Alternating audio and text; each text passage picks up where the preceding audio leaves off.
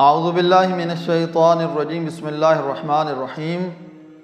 ہمارے معاشرے میں جو میت کو پہلا غسل دیا جاتا ہے اس کی حیثیت کیا ہے اور اس کا فائدہ کیا ہے؟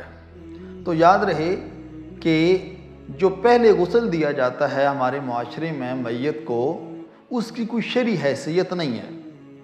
شرعی حیثیت انہی 3 غسلوں کی ہے جو غسل آپ یکے بعد دیگرے دیتے ہیں، وہ جو 3 غسل ہیں انہی کی شرعی حیثیت ہے۔ جو پہلے غسل دیا جاتا ہے روح نکلنے کے بعد، جو پہلا غسل دیا جاتا ہے میت کو، پھر اس کا فائدہ کیا ہے؟ اس کا ایک فائدہ یہ ہے کہ جب آپ غسل دیتے ہیں میت کو، پہلا جو غسل ہے، جب آپ میت کو وہ پہلا غسل دیتے ہیں تو اس میں میت کی جو نجاست ہے اس کو ختم کر دیا جاتا ہے۔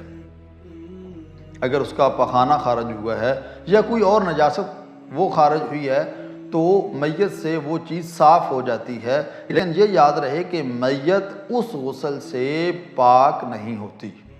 اس غسل کے بعد بھی اگر آپ اس کو ہاتھ لگاتے ہیں تو آپ کے اوپر غسل مس میت واجب ہو جائے گا۔ جب تک آپ اس کو 3 غسل نہیں دیتے اس وقت تک جو شخص بھی اس کو ہاتھ لگاتا جائے گا اس کے اوپر غسل مس میت واجب ہو جائے گا۔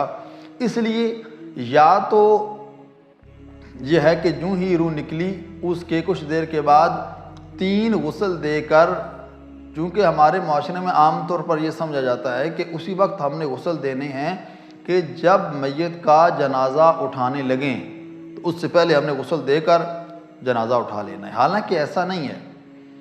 پہلے غسل دینے کا فائدہ یہ ہے کہ جو بھی مس کرے گا اس میت کو، اگر آپ 3 غسل پہلے اس کو دے چکے ہیں تو اس کے اوپر غسل مس میت واجب نہیں ہوگا۔